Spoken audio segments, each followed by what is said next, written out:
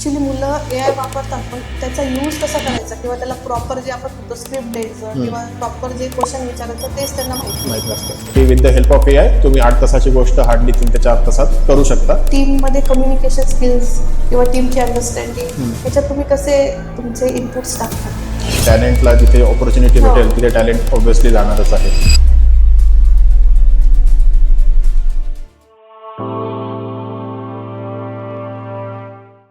नमस्कार, मी Shilpa Wankhedkar. Express with शिल्पामध्ये तुमचं मनापासून स्वागत. आजचा विषय खास आहे. IT मध्ये काम करणारे प्रोफेशनल्स असो किंवा IT मध्ये करिअर करणाऱ्या प्रत्येकासाठी. आज आपण बघतोय का टेक इंडस्ट्री किती वेगाने बदलत आहे. नवीन स्किलची गरज सतत भासत आहे. AI मुळे फ्युचर ऑफ वर्क सुद्धा बदलत आहे.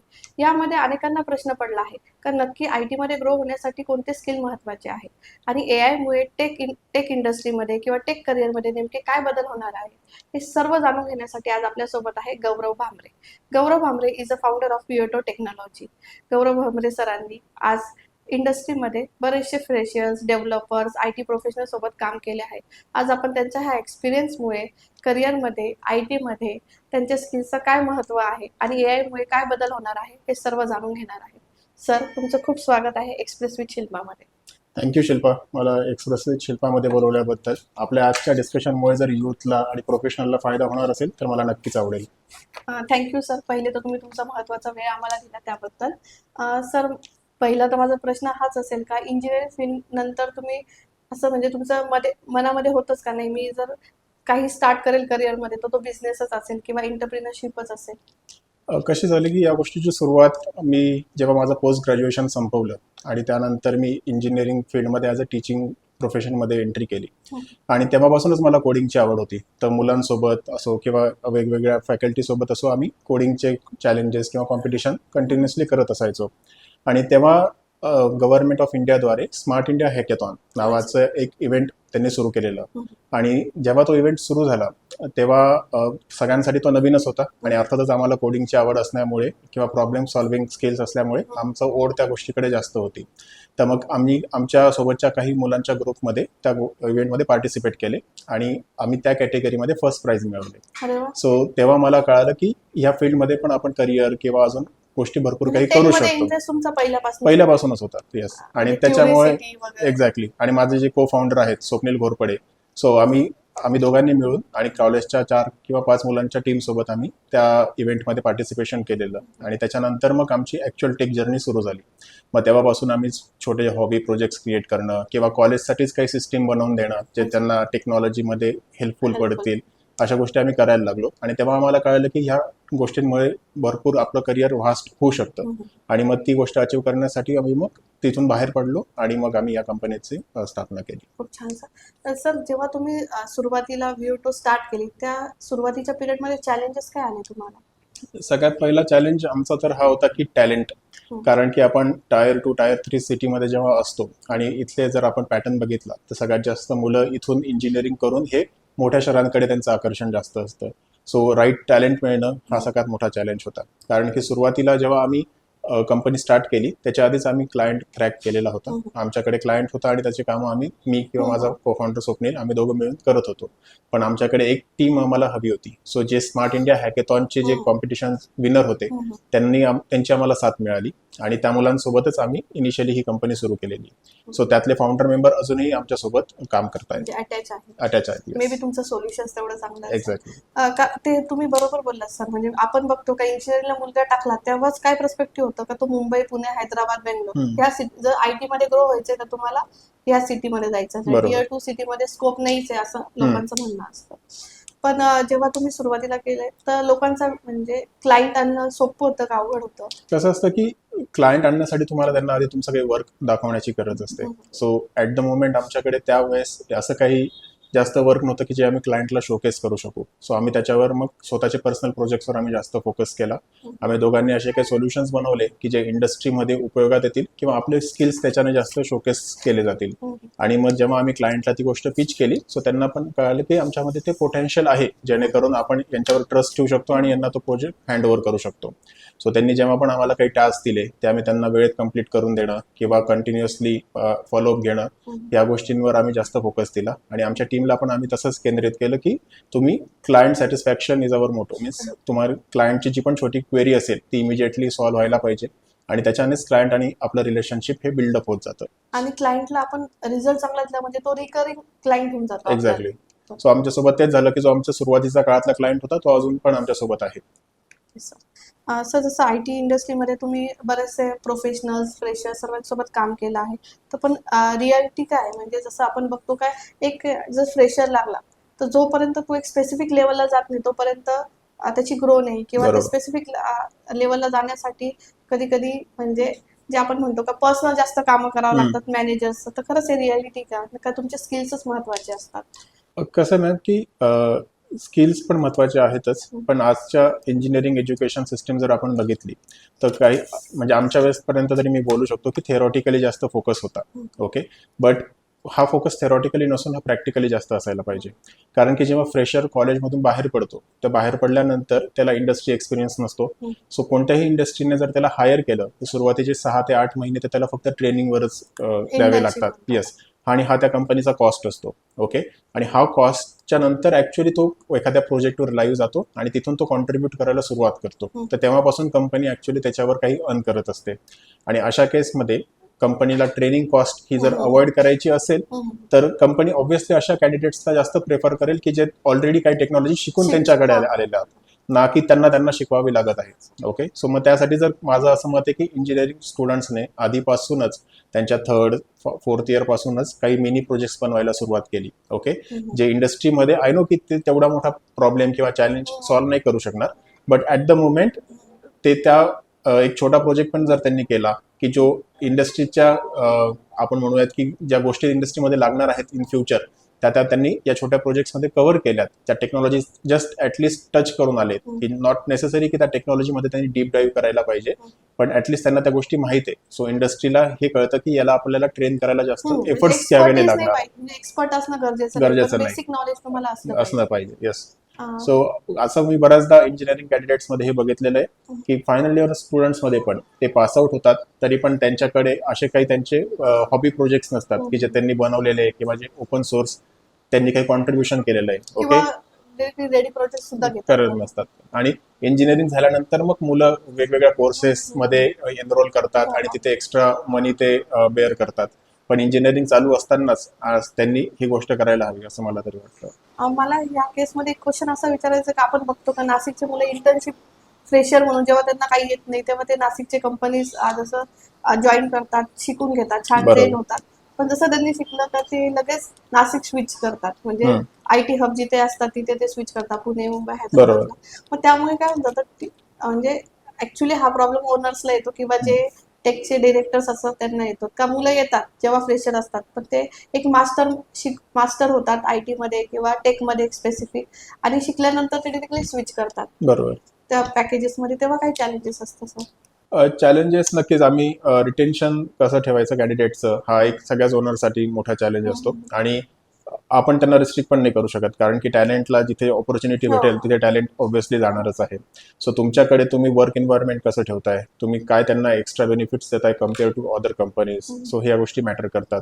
सो आजकाल जे जेनझी आहेत काइंड ऑफ ते वर्क लाईफ बॅलन्स जास्त बघतात, आणि जर तुम्ही त्यांना तसं हेल्दी वर्किंग एन्व्हायरमेंट दिलं तर ते नाशिकच्या कंपन्यांमध्ये देखील थांबतात. असं काही गरजेचं नाही की ते पुणे मुंबईकडेच जातील. आणि आजकाल असं तुम्हाला रिलोकेट व्हायची गरज पण नाही कारण की तुम्ही रिमोटली पण भरपूर सारे कामं करू शकतात आणि टेक्नॉलॉजीज तेवढी आहे की तुम्ही रिमोटली पण एखाद्या कॅन्डिडेटला मॉनिटर करू शकता की तो डिलिव्हर करतोय का नाही. सो मला तरी असं वाटतं की असं हा चॅलेंज आता एवढा राहिला नाही फारसा की नाशिकमधून पण टॅलेंट नाशिकच्या कंपनीमध्ये पण कामं करतात जर तुम्ही त्यांना तेवढं हेल्दी वर्क एन्व्हायरमेंट प्रोव्हाइड केलं तर.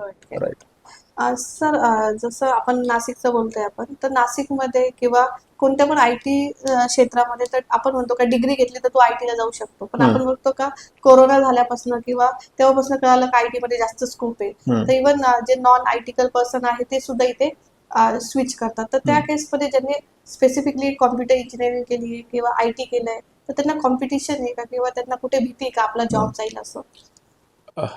भीती आता शिल्पा याच्यात कसं आहे की भीती कोणाला असायला पाहिजे, ज्यांनी त्यांचं इंजिनिअरिंग कसं केलंय हे त्या गोष्टीवर ठरतं. जर इंजिनिअरिंग तुम्ही जस्ट फन म्हणून केलेलं आहे, तर पासआउट झाल्यानंतर तुम्ही कम्प्युटर इंजिनिअरिंग मधून पासआउट व्हा किंवा इलेक्ट्रिक इंजिनिअरिंग मधून पासआउट व्हा, तुमचं दोघांमध्ये काही जास्त साम्य म्हणजे फरक जास्त असणार नाही, दोघं सारखेच असतील. पण जर तुम्ही सिरियसली कम्प्युटर इंजिनिअरिंगचा सिलेबस फॉलो केलेला आहे, तुम्ही तेवढे खरंच अल्गोरिदमिक गोष्टी सॉल्व्ह केलेल्या आहेत किंवा तुम्ही स्वतः लॉजिकली सॉल्व्ह केलेल्या आहेत किंवा अल्गोरिदम तुम्ही इम्प्लिमेंट करून बघितले, तर हा एक डिफरन्शिएटिंग फॅक्टर असतो तुमच्यामध्ये आणि एखादा मेकॅनिकल किंवा इलेक्ट्रिकल इंजिनिअरिंग पासआउट असलेल्या स्टुडंटमध्ये. आणि ऑब्व्हियसली हा जर एखाद्याने इलेक्ट्रिकल किंवा मेकॅनिकल केलंय आणि त्यांनी त्यांचे सब्जेक्ट्स व्यवस्थित स्टडी केलेले, तर तो डिफरन्शिएटिंग फॅक्टर त्यांच्यामध्ये आणि कम्प्युटर्सच्या स्टुडंटमध्ये पण असणारच आहे. सो इझिली ते एकमेकांची ब्रांच तुम्ही स्विच नाही करू शकत. तुम्हाला तेवढे एफर्ट्स घ्यावे लागतील, तेवढं तुम्हाला गोष्टी शिकाव्या लागतील त्या ब्रांचचे कोर जे सब्जेक्ट्स आहेत त्यांचा. आणि आपण असं म्हणतो की ते सब्जेक्ट्स आता आजकाल तर सगळं प्रॅक्टिकल झालेलं आहे, सोबत थेरी शिकून काय फायदा. ऑब्व्हियसली तुम्ही जास्त थेरी पण नका शिकू, पण जे कोर थेरी आहे तुम्हाला माहित पाहिजे की अल्गोरिदम कसा वर्क करतो, डेटा स्ट्रक्चर्स काय आहेत, असे असंख्य कन्सेप्ट्स आहेत जे तुम्हाला बेसिक त्यांचं नॉलेज असल्याशिवाय तुम्ही ऍक्च्युअल कोडिंग मध्ये उतरू नाही शकत. कारण की आज तर कोड एआय पण करून घेईल, पण तुम्हाला तो कोड प्रॉपर आर्किटेक्ट करता यायला पाहिजे, तुम्हाला ते डिसिजन्स मेकिंग तुमची ॲबिलिटी असायला पाहिजे. नकल के लिए भी अकल लगती हा है. एक्झॅक्टली तसं म्हणू शकतो. पण म्हणजे जर आपण तुम्ही आयटी ओनर्स आहेत, जर तुमच्याकडे 2 टीम किंवा 2 फ्रेशर्स आले, एक प्रॉपर आयटी फील्ड मधनं आहे, एक नॉन आयटी, पण तो कोर्स करून त्यांनी त्याचं जर नॉलेज चांगलं असेल तर तुम्ही कसे दोघांना बघतात? आमची प्रोसेस एकदम सिंपल आहे. जो पण आमच्याकडे कॅन्डिडेट येतो, इव्हन इंटर्नशिपसाठी पण जर कोणी येत असेल तर त्याचा फर्स्ट इनिशियल राऊंड होतो. त्या राऊंडमध्ये आम्ही त्याला काही बेसिक लॉजिकल क्वेश्चन्स विचारतो. ओके, नो मॅटर की त्याला किती पर्सेंटेज पडले, त्याचे किती बॅक होते किंवा किती केटीज होत्या, आम्हाला त्याच्याशी काही फरक नाही पडत. तो आला, आम्ही त्याला एक सिंपल लॉजिकल पझल्स सॉल्व्ह करायला देतो. ओके, त्याच्यामध्ये पण असं नाही की तू ती सी मध्ये कर, जावा मध्ये कर किंवा पायथॉन मध्ये कर, तू सिंपल अल्गोरिदम लिहून दाखव की ही गोष्ट तू कशी सॉल्व्ह करशील. जर त्याची लॉजिकल थिंकिंग आम्हाला वाटली की योग्य आहे, तर मग आम्ही त्याला पुढच्या राऊंडसाठी रेकमेंड करतो. आणि इव्हन इंटर्नशिपमध्ये पण आमचं असं नाहीये की तुम्ही आलात सुरुवातीला, आता असे बरेचसे ग्रुप पण येतात की जे येतात सुरुवातीला एनरोल करतात, आपण त्यांना काही टास्क दिला तर ते एखाद महिन्यानंतरच येतात परत. ओके, सो तशी इंटर्नशिप आम्ही स्पॉन्सर पण नाही करत आणि आम्ही अप्रिशिएट पण नाही करत. सो आमच्याकडे जे इंटर्नशिपला येतात त्यांना आम्ही क्लोजली मॉनिटर करतो. सो आमच्यातला एक सिनियर डेव्हलपर हा त्यांच्या टचमध्ये असतो, त्यांचा ग्रुप बनलेला असतो आणि त्यांच्याकडनं आम्ही डेली अपडेट्स एक्सपेक्ट करतो की तुम्ही त्या टास्कवर काय काम केलेलं आहे. म्हणजे अंडर मेंटर असतात ते. अंडर मेंटर असतात एक्झॅक्टली, कारण की इंटर्नशिपचा पर्पज असतोय की तुम्हाला माहिती की तुम्हाला कोडिंग येतं. ओके, पण कोणत्या डायरेक्शन मध्ये तुम्हाला ती गोष्ट न्यायची आहे त्यासाठी तुम्हाला मेंटरची गरज असणारच आहे. सो मग त्यासाठी आम्ही एक त्यांना मेंटर दिलेला म्हणजे असतो. बॅकग्राऊंडची सहसा आयटी इंडस्ट्रीमध्ये जास्त काही रिलेट नसेल. आमचा तरी तसं नाहीये की आम्ही फक्त आयटीच्याच मुलांना इंटर्नशिप देतो असं नाही. जर तू मेकॅनिकल बॅकग्राऊंडचा असेल, टेक्निकली तू स्ट्रॉंग असायला हवा, तेवढीच आमची मिनिमम रिक्वायरमेंट. मग हे जेव्हा प्रमोट होतात किंवा हायर लेवलला जातात तेव्हा पण याचा काही फरक पडत नाही? आता सध्या असं काही राहिलेलं नाहीये. आजच्या इंडस्ट्रीमध्ये जर तुम्हाला ती गोष्ट करता येत असेल आणि त्या गोष्टीची डिमांड असेल मार्केटमध्ये, तर तुम्हाला तो जॉब भेटेल. सो त्याच्यासाठी तुमचं बॅकग्राऊंड काय आहे तेवढं मॅटर नाही करत. जसं तुम्ही सांगितलं सर, पण आपण बघतो काही इंजिनिअरिंग मुलं करतात, पण ऍक्च्युअली एज्युकेशन मध्ये, कॉम्प्युटर किंवा टेक एज्युकेशन मध्ये आणि रिअल वर्किंग मध्ये काय गॅप वाटतो तुम्हाला?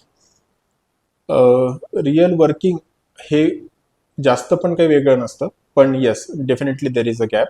कारण की कसं असतं की टेक एज्युकेशन जेव्हा आपण घेतो, आता फॉर एक्झाम्पल की मी कोणत्या तरी एक कोर्सला अप्लाय करतो, ते तुम्हाला आजकाल तर सध्या हे फार ट्रेंडिंग मध्ये पण सुरू आहे की एआयच्या नावाखाली भरपूर सारे मार्केटमध्ये कोर्सेस पण आलेले.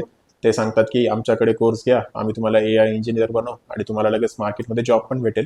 पण ऍक्च्युअल रियालिटी फार डिफरंट आहे. सो जेव्हा हा कोर्स ते शिकवला जातो, आता एआयच्या याच्यामध्ये एआय मध्ये वेगवेगळे डेटा सेट अवेलेबल असतात. सो एआय मध्ये तुम्हाला काही अल्गोरिदम्स माहित असणे किंवा एआय ऍक्च्युअली एआयचं फंक्शनिंग कसं वर्क होतं हे माहित असणं गरजेचं असतं. पण या कोर्समध्ये काय असतं की प्री सेट ऑफ एक डेटा सेट असतो, त्याच्यावर तुम्हाला एक सर्टन नंबर ऑफ ऑपरेशन्स ते करून दाखवतात आणि त्याचं मला सांगतात की ओके आता तुम्ही एआय इंजिनियर झालेला आहात. पण याच्या व्यतिरिक्त पण एआय अजून भरपूर डीप डाईव्ह आहे आणि याची ऍक्च्युअली गरज इंडस्ट्रीमध्ये जास्त असते, जे ह्या कोर्सेसमध्ये कधी हातच लावला जात नाही त्या गोष्टींना. आणि मग त्यामुळे काय होतं की जेव्हा कॅन्डिडेट कोर्स करून बाहेर निघतो, त्याला वाटतं की ओके आता मला हे 4-5 कन्सेप्ट येतात, मला पायथॉन जमायला लागलेली आहे आणि मला एआय मध्ये जॉब भेटेल. पण ऍक्च्युअल जॉबमध्ये तेव्हा जेव्हा तो कॅन्डिडेट जातो तेव्हा त्याला कळतं की अरे ऍक्च्युअल याच्यामध्ये तर भरपूर काही गोष्टी इंटरव्ह्यूवर मला विचारतोय की मला एआयचे आता काही काही भरपूर सारे टर्म्स आहे, मला एमसीपी सर्व्हर माहित पाहिजे, मला वेक्टर डेटाबेस माहित पाहिजे, पण या कोर्सवाल्याने तर मला फक्त त्या डेटा सेटवर काही ऑपरेशन्स कसे करायचे ते शिकवले. एक्झॅक्टली. तुम्हाला ते देतात 100% गॅरंटी का रिक्रूट करून चार्जेस घेतात. इव्हन पॅरेंट्स सुद्धा तेवढी फी भरतात आणि नंतर बघतो का म्हणजे वर्षभर त्याला जॉब नसतो असंही होतं. म्हणजे एक कोर्स करून तो दुसरा कोर्स करतो. एक्झॅक्टली. असंही होतं. तर मला तरी असं वाटतं की स्टुडंट्सने काय करायला पाहिजे की एआय हा तुमच्याकडे कंपॅनियन म्हणून आलेला आहे. सो तुम्ही त्याच्याशी बोला, कारण की आजकाल सगळेच एआय चॅट जीपीटी झाले किंवा जेमिनाय झाला व्हॉइस फीचर प्रोव्हाइड करतात. सो एक तर तुम्ही त्याच्याशी डिस्कशन केलं तर तुमचं कम्युनिकेशन इम्प्रूव्ह होईल. ॲट द सेकंड टाइम तुम्ही एआयशी वेगवेगळे सोल्युशन डिस्कस करा, त्याच्याने तुमची थिंकिंग ॲबिलिटी पण इम्प्रूव्ह होईल. आणि एआयमध्येच तुम्ही एआयला विचारू शकतात की मला एआय इंजिनियर बनण्यासाठी काय काय गोष्टींची आवश्यकता आहे. तो तुम्हाला एक प्रॉपर पाथ क्रिएट करून देईल आणि तो पाथ फक्त त्यांनी स्टुडंट्सने फॉलो करण्याची गरज आहे.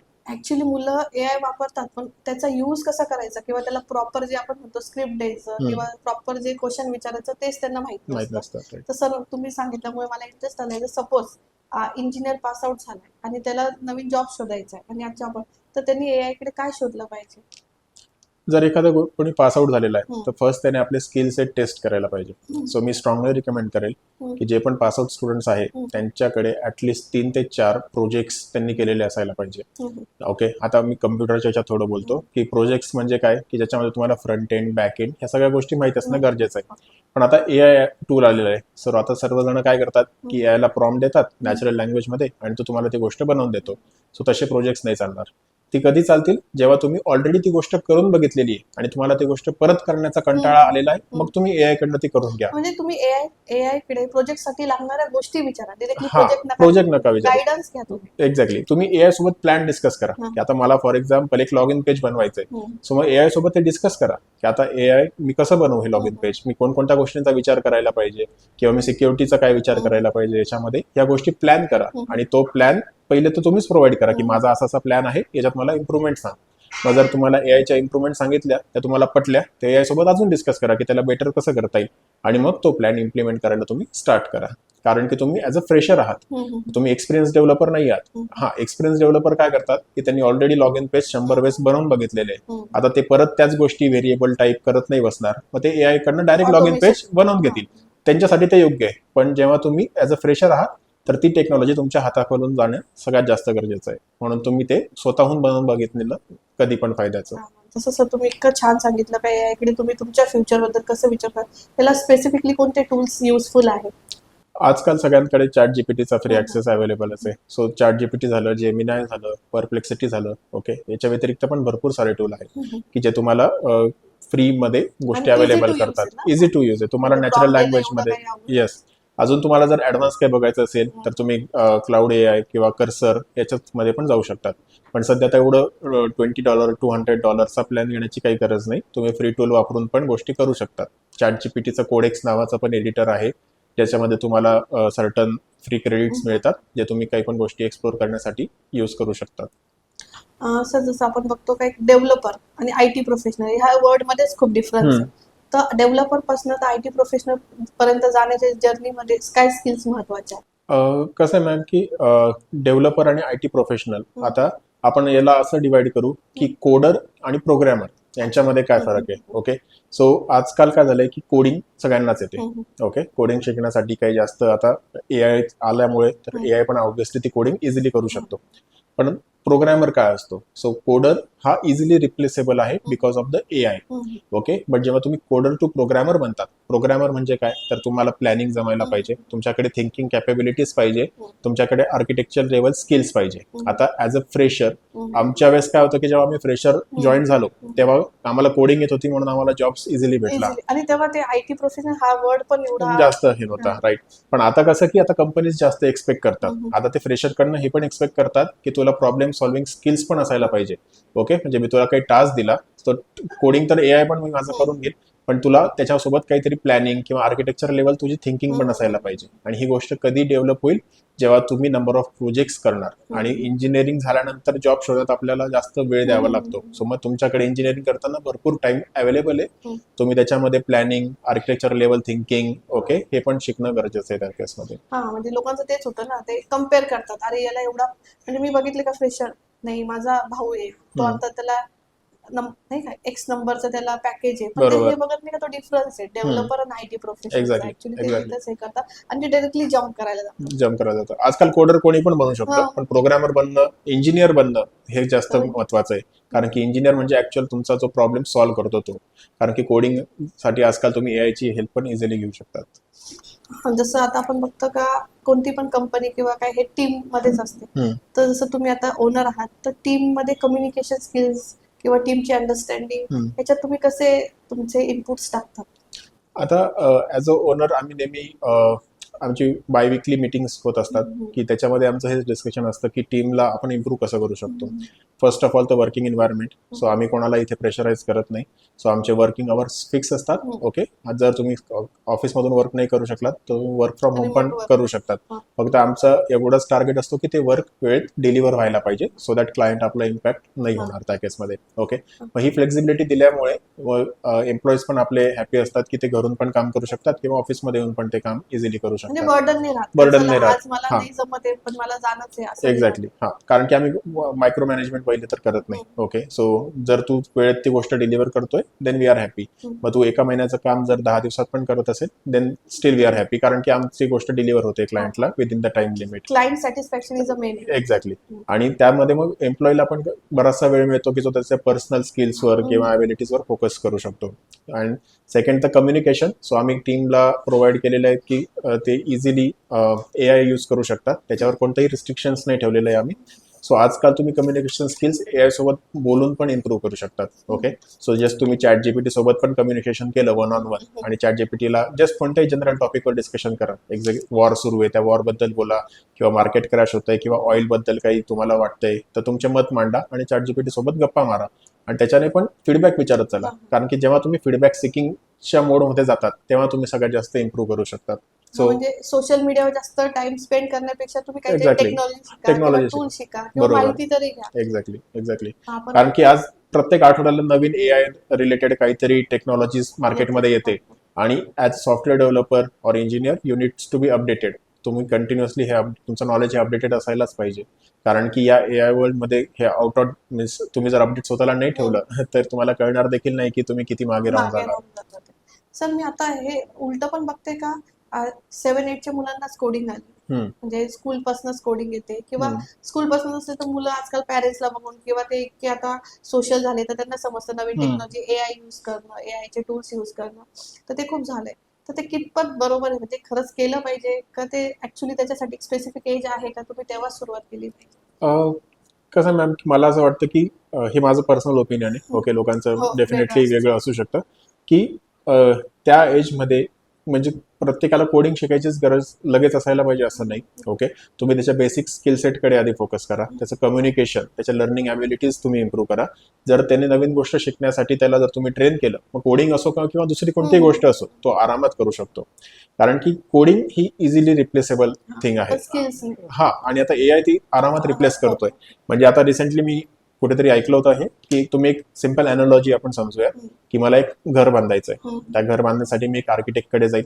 तो एक छानसा प्लॅन मला बनवून देईल की हा माझा प्लॅन आहे. ओके, मग तो प्लॅन घेऊन मी कॉन्ट्रॅक्टरकडे जाईल. मग कॉन्ट्रॅक्टर काय करेल की कॉन्ट्रॅक्टर विटा आणि सिमेंट हे करण्यासाठी काही मजदूर त्यांना गोळा करेल आणि त्यांना कामाला लावेल. नाव आता हे मजदूर जे आहेत ते आपण इझिली मशीन्सने रिप्लेस करू शकतो. पण मग याच्यामध्ये काय झालं की कॉन्ट्रॅक्टरचा जॉब हा सिक्युअर झाला. ओके, पण मजदूरचा नाही झाला कारण की तो इझिली मशीन्सने रिप्लेस होऊ शकतो. पण कॉन्ट्रॅक्टर मग आता आर्किटेक्ट जर विचार केला की आर्किटेक्टने सगळं प्लॅन वगैरे बनवला आणि कॉन्ट्रॅक्टर फक्त एक्झिक्यूट करतोय, मग आर्किटेक्ट विचार करेल की मीच स्वतः मशीन्स लावून ते काम करून घेईल, म्हणजे कॉन्ट्रॅक्टरचा पण जॉब त्याच्यामध्ये धोक्यात आला. तर मग आता सध्या AI हे करतोय की जे फ्रेशर्स आहे, जे फक्त कोडिंग लिहित आहे, ते त्यांचा जॉब AI ने इझिली रिप्लेसेबल आहे. म्हणून मग माझा कल असा आहे की तुम्ही आर्किटेक्ट लेवलचं थिंकिंग आणा. आर्किटेक्ट लेवलच्या पोझिशनसाठी तुम्ही लगेच जाऊ नाही शकत ऑब्व्हियसली, कारण की आर्किटेक्ट लेवल म्हणजे फार 10 ते 12 वर्षांचा एक्सपिरियन्स त्याला लागतो. पण ऍटलीस्ट तुम्ही ती थिंकिंग प्रॅक्टिस आतापासून स्टार्ट करू शकता. तुम्ही वेगवेगळे प्रॉब्लेम्स सॉल्व्ह करू शकता. ओके, तुम्ही प्रॉब्लेम्स AI सोबत डिस्कस करा, तुमचं सोल्युशन बनवा आणि मग ते सोल्युशन इम्प्लिमेंट करायला AI ला सांगा. तुम्ही स्वतःच जर सुरुवातीपासून सगळं AI वर ढकलून दिलं तर मग AI तुम्हाला डम बनवेल. हा, एक्झॅक्टली, डिपेंडंट होऊन जा. मग आधी कसं व्हायचं की आमच्या वेळेस जेव्हा इंटरनेट बंद पडलं किंवा स्टॅक ओव्हरफ्लो जर माहित असेल लोकांना की स्टॅक ओव्हरफ्लो साईट डाऊन झाली, जिथे आपल्याला सोल्युशन्स किंवा मिळायचे, तर तेव्हा लोक पॅनिक व्हायचे की अरे आता मी कसं करणार. तर आता थोड्या वेळासाठी पण एआय जर बंद पडलं तर लोक तसं करतात की आता मला हेल्पलेस होऊन जातात, म्हणजे त्यांना काही करण्यासाठी उरतच नाही, ऑप्शन असं राहतं. म्हणजे तुम्ही कोडिंग बदलू शकता पण हा, स्किल्स नाही स्किल्स नाही बदलू शकत, right. So logical problem solving skill झालं, थिंकिंग ॲबिलिटीज झाल्या, ह्या तुम्ही डेव्हलप करण्यावर सगळ्यांनी फोकस द्यायला पाहिजे. इव्हन जे तुम्ही लहान मुलांसाठी पण सांगितलं, सो कोडिंग तुम्ही त्याला शिकवाल ओके, पण मी त्याला सजेस्ट करेल की तुम्ही त्याला लॉजिकली प्रॉब्लेम सॉल्व्हिंग स्किल्स शिकवा. म्हणजे पॅरेंट्स पण इतके आता पॅनिक होऊन जातात, अरे आयटी मध्ये जायचं स्कूल तर सेव्हन्थ मध्ये शिकून घे, किंवा एक कोणती तरी पर्सन बघतात ते टीव्हीवर का ठीक आहे त्याला गुगल कुन अपॉर्च्युनिटी आली तर ते बघून ऑलमोस्ट 100 पॅरेंट्स लगेच मागे लागतात, ते तो करून मग तू पण सुरू कर, तू पण कर. पण ते खरं गरजेचं पण नाही. ते स्पेसिफिक केस मध्ये ठीक आहे आपण जसं बघतो, पण तुम्ही मुलांवर तेव्हाच बर्डन टाकता किंवा तो तयारच नाही, आणि तुम्ही त्याला सांगताय का तू स्किल्स किंवा तू तुझे म्हणजे स्कूल सोडून तू नवीन गोष्टी शिकत असता, ते पण एक बर्डन आहे. बरोबर. सर ह्या अजून मला एक वाटतं जसं टियर 2 सिटी आपली नाशिक, ह्या केसमध्ये युथला कुठेतरी फायनान्शियली ग्रोथ नाही वाटत, तर ह्या केसमध्ये तुमची काय विचार? नक्कीच. आपण जर बघितलं की टियर 2 आणि टियर 1 मध्ये भरपूर सारा डिफरन्स असतो, की मोठ्या सिटीज पुणे झाले, बँगलोर झाले, तिथे ऑपॉर्च्युनिटीज जास्त आहे, आणि तिथे तुम्हाला नंबर ऑफ, जेव्हा एखादा इथून इंजिनिअरिंग पासआउट स्टुडंट बाहेर पडतो, सो नंबर ऑफ जे कॉल्स असतात, आपण ज्याला म्हणतो की इंटरव्ह्यूच्या ऑपॉर्च्युनिटीज, त्या मोठ्या सिटीजमध्ये जास्त मिळतात. पण याचा अर्थ असा नाही की तुमच्या छोट्या सिटीमध्ये त्या गोष्टी नसतात, तुम्हाला फक्त त्या शोधता आल्या पाहिजेत असं मला वाटतं. कारण की आजकाल आता म्हणजे एआयचा जो शिफ्ट येतोय, जो आम्ही स्टडी करतोय, की इन्फोसिस झालं किंवा TCS या मोठ्या कंपनीजकडनं हा छोट्या कंपनीजकडे शिफ्ट मोठा येतोय, की तिकडनं प्रोजेक्ट्स हे जे तुमच्या स्टार्टअप्स झाले किंवा स्मॉल स्केल इंडस्ट्री झाल्या, त्यांच्याकडे प्रोजेक्ट्सचं प्रमाण जास्त येणार आहे, आणि ते प्रोजेक्ट जास्त चॅलेंजिंग असणार आहे, कारण की ते ऍक्च्युअली एआयवर वर्क करणार आहे. तुम्ही जर मोठ्या कंपनीजमध्ये जाणार तर त्यांचे ते रुटीन सॉफ्टवेअर मेंटेनन्स किंवा त्याचेच तुम्हाला वर्क भेटतील, पण त्याच्यापेक्षा तुम्ही एखाद्या स्टार्टअपमध्ये जर गेलात तर तिथे तुम्हाला जास्त चॅलेंजिंग वर्क करायला मिळेल, आणि सुरुवातीच्या काळात तुम्ही तसं वर्क शोधणं गरजेचं आहे. सुरुवातीच्या काळात तुम्ही असा विचार नाही करायला पाहिजे की मला सेटल व्हायचंय, ओके, मग तो जॉब नाशिकमध्ये असो का बँगलोरमध्ये असो, तुम्ही असं बघा की तुम्हाला किती चॅलेंजिंग वर्क मिळतंय, जेणेकरून तुमची पर्सनल ग्रोथ त्याच्यामध्ये होते. आणि नक्कीच नाशिकमध्ये पण ऑपॉर्च्युनिटीज आहेत, फक्त तुम्ही तुमच्या स्किल सेटनुसार ती शोधता तुम्हाला यायला पाहिजे. म्हणजे कधी कधी आपण सर्चिंगला प्रॉपर जात नाही, त्यामुळे पण. आता झालं कसं आहे ना शिल्पा, की बऱ्याच वेळेस सगळ्यात आधीपासूनच अशीच मेंटॅलिटी आहे आपली, की नाशिकमधून जर पासआउट झाला तर तो पुणे मुंबईकडे जातो, जर तेच बँगलोर किंवा तिकडे मोठ्या कंपन्यांकडेच सगळ्यात जास्त कल असतो. पण आजकाल असं झालं की बऱ्याचशा कंपन्यांचे वर्क हे छोट्या कंपन्यांकडे ॲज अ आउटसोर्स म्हणून आलेले असतात. Okay, for example we auto पण त्यातलाच एक पार्ट आहे, आणि आमच्याकडे पण फार मोठ्या कंपन्यांचे वर्क तसेच आउटसोर्स केलेले असतात. मग याचा अर्थ असा नाही की आम्ही त्यांच्यापेक्षा काही कमी किंवा वेगळ्या लेवलचं काम करतोय. सो तेच वर्क तुम्हाला तेच भेटेल सगळं, आणि स्पेशली नाशिकचं एन्व्हायरमेंट जे की ऑलरेडी कूल आहे. म्हणजे आपण बघतोय का काही काहींनी आयटी मध्ये मोठ्या मोठ्या आयटी हब मध्ये काम केलंय, पण आता कुठेतरी त्यांना शांतता हवी आहे किंवा हेल्थ इश्यू येतात, त्यामुळे ते स्विच करतायत ना. बरोबर. सर आता जसं आपण सर्व आयटी मध्ये कसं जायचं किंवा प्रोफेशनल म्हणून कसं वर्क करायचं माहिती, पण आता माझा प्रश्न पर्सनल हेल्थकडे. म्हणजे आपण बघतो का किंवा ऐकतो आजकाल का रोज आयटीच्या एखाद्या एम्प्लॉईची किंवा कोणाची न्यूज येत राहते का आयटी मध्ये बर्डन आल्यामुळे त्यांनी हे केलं किंवा स्ट्रेसमध्ये गेलाय, कुठेतरी भीती वाटते, तर ते कसं मॅनेज करायचं? म्हणजे काही काही पॅरेंट्सला तर असं वाटतं नाही बाबा तू आयटीत जाशील तर खूपच वर्कलोड वाढेल, नाही तुझी पर्सनल लाईफ नाही राहणार किंवा ते हेल्थवर कुठेतरी येईल. ऍक्च्युली तसं होतं का? तसं नक्कीच काही केसेसमध्ये होतं, पण ते कोणासोबत होतं की जे काम प्रोक्रॅस्टिनेट करतात, की जेव्हा टाळत जातात. ओके, एखादा तुम्हाला जर टास्क मिळाला आणि जर तुम्ही तो कंटिन्युअसली एका सर्टन ड्युरेशन पर्यंत टाळत गेलात, पुढे ढकलत गेलात, आणि जेव्हा तुम्हाला आता डेडलाईन समोर आली आणि तेव्हा तुम्ही ती गोष्ट करायला घेतली, तर तेव्हा तुमच्यावर ते प्रेशर बिल्डअप होतं. किंवा ती एखादी गोष्ट तुम्हाला येत नसेल आणि तुम्ही तुमच्या रिझ्यूम मध्ये खोटं बोललात, की तुम्ही आजकाल असं पण बऱ्याच वेळेस होतं की जॉब मिळवण्यासाठी आपण खोटे रिझ्यूम्स पुढे मार्केटमध्ये देतो. ओके, आता समोरचा तुम्हाला तेवढ्या मोठ्या पॅकेजवर तर हायर करून घेतो तुमचा रिझ्यूम बघून, किंवा तुम्ही समोर तो इंटरव्ह्यू पण क्रॅक करून घेतात, आणि जेव्हा ते ऍक्च्युअल काम तुमच्या समोर येतं आणि त्याचा तुम्हाला एक्सपिरियन्सच नसेल, तर तेव्हा तुम्हाला ती एन्झायटी म्हणा किंवा ते प्रेशर जास्त त्या केसमध्ये फील होतं. पण जर तुमचं सुरुवातीपासूनच प्रोग्रॅमिंग ही तुमचं चॉईस आहे, मीन्स तुम्हाला आवडते प्रोग्रामिंग मनापासून, तर मग याच्यातलं कोणतंही काम येऊ दे आणि कसंही काम येऊ दे, Burden. बर्डन तुम्हाला तसं कधीच वाटणार नाही, कारण की तुम्ही आवडीचं काम करत असाल. जेव्हा तुम्ही तुमच्या बिना आवडीचं काम करतात तेव्हाच त्या गोष्टीचा बर्डन वाटतो. पण पर्सनली पण तुम्ही काहीतरी लिमिटेशन्स ठेव. ते काही लोक इतके वर्कहॉलिक असतात का Exactly. ते हा. 2 कामं, चला ऑफिस पण अजून कामं, मग ते हा. थोडं मग ते त्यांची पर्सनल चॉईस. जर त्यांना म्हणजे फॅमिली रिलेशनशिप किंवा यांच्यापेक्षा वर्क लाईफमध्ये जास्त म्हणजे वर्कहॉलिकइझम मध्ये जास्त त्यांना इंटरेस्ट असेल, तर मग ते तसं त्यांचे लाईफ मॅनेज करतात. पण ज्यांना सगळं बॅलन्स ठेवून कामं करायची आहे, ऑब्व्हियसली आम्ही आता आमच्या याच्यामध्ये एन्व्हायरमेंट तसंच आहे की तुम्ही कामाच्या वेळेस काम आणि घरी गेल्यावर तुम्हाला काही करण्याची गरज ऍक्च्युली नाही ते पडत. लॉंग म्हणजे तरच ते sustain राहू शकतं. सस्टेन पण Exactly. राहतं, लॉंग टर्म पण चालतं आणि त्याच्यात हेल्दी पण वाटतं. हेल्दी पण राहतं. म्हणजे वर्किंग हेल्दी वाटतं. हा. हेल्दी ते आता कुठे प्रेशर येत नाही, चला Exactly. ऑफिसला जायचंय, म्हणजे एक नाही का जातानीच प्रेशर येतं हा. किंवा हे त्या गोष्टी नाही. ते त्यासाठी थोडं मॅनेजमेंटने पण मला असं वाटतं की त्या डायरेक्शनने विचार करायला पाहिजे की ऑफिसेस मायक्रो मॅनेजमेंट तुम्ही किती करतात, की एम्प्लॉई जर अर्धा तास पण ऑफलाईन असेल तर तरी तुम्ही त्याला लगेच मेसेज किंवा पिंग करत असाल, सो दॅट इज बॅड. त्याच्याने ओव्हरऑल म्हणजे त्याच्या मेंटली पण हेल्थवर अफेक्ट करतात या गोष्टी कुठे ना कुठे. किंवा आणि वर्क तो आवर्स नंतर पण काही एक्झॅक्टली एक्सटेंड हा, करतात. तर तसं नसायला हवं. वर्किंग अवर्समध्ये ऑब्व्हियसली एम्प्लॉयची पण ड्युटी आहे की त्याने फुल्ली कॉन्ट्रीब्युट करायला पाहिजे. तो ते जे 8 किंवा 9 अवर्स कंपनी एक्सपेक्ट करते तेवढं त्याने प्रॉपर जर काम केलं तर मला, आणि with the help of AI, तर मला असं वाटत नाही की आजकाल कोणालाही प्रेशर घ्यायची गरज आहे. कारण की with the help of AI तुम्ही 8 तासाची गोष्ट हार्डली 3 ते 4 तासात करू शकता, जर तुम्ही तेवढे त्याच्यामध्ये प्रॅक्टिस केलेली असाल आणि गुड असाल तर. तर म्हणून मग प्रत्येक प्रोफेशनलने पण हे शिकायला पाहिजे की AI ला त्यांनी स्वतःचा ॲज अ कंपॅनियन बघायला पाहिजे. कारण की आजकाल ती फ्रेज आहेच की तुम्हाला कोण रिप्लेस करू शकतं, तर ज्याला तुमच्यापेक्षा चांगलं AI वापरता येतं असा डेव्हलपर तुम्हाला रिप्लेस करेल. तुम्हाला AI म्हणून AI कोणी रिप्लेस करणार नाही असं. सर जसं तुम्ही बोललात, पण आता युथ IT मध्ये जातोय, तर कुठेतरी त्यांना IT मध्ये गेल्यावर असं वाटतं का आपण म्हणजे आपण म्हणतो ना, जसं आता गव्हर्नमेंट जॉब टेन्शन नाही, चला ते लॉंग लाईफ चालणार आहे कुठे, पण आता IT मध्ये जॉब करण्यात बऱ्याचदा भरोसा नसतो, कधी पण ले ऑफ ऐकतोय आपण. म्हणजे बरोबर. इव्हन मोठ्या मोठ्या कंपन्या, वेल नोन कंपनीज तिथे सुद्धा ले ऑफ असतात. तर तो कुठेतरी सिक्युअर जॉब नाही आहे का? सिक्युअर जॉब ITचा कधी असेल की जेव्हा तुम्ही तेवढे स्किल्ड असाल. ओके, तुम्ही जर प्रॉपर स्किल्ड आहात, तुम्हाला लेटेस्ट टेक्नॉलॉजीज माहिती आहे, जे तुम्ही काम करता त्याच्यात तुम्ही गुड आहात. ओके, सो तुम्ही इरिप्लेसेबल आहात. ओके, सो इरिप्लेसेबलचा अर्थ असा नाही होत की तुमच्या करंट जॉबमधून तुम्हाला कोणी पण म्हणजे काढू नाही शकत. ऑब्व्हियसली जर कंपनीला काही प्रॉफिट नसेल किंवा काही क्लायंट त्यांचा गेला इन बिटवीन, तर तुम्हाला जॉब स्विच करावा लागू शकतो. पण जर तुम्ही प्रॉपर स्किल असाल तर या मार्केटमध्ये सुद्धा आजकाल AIच्या जी बूम चालू आहे त्या मार्केटमध्ये सुद्धा तुम्हाला नवीन जॉब इझिली भेटू शकतो.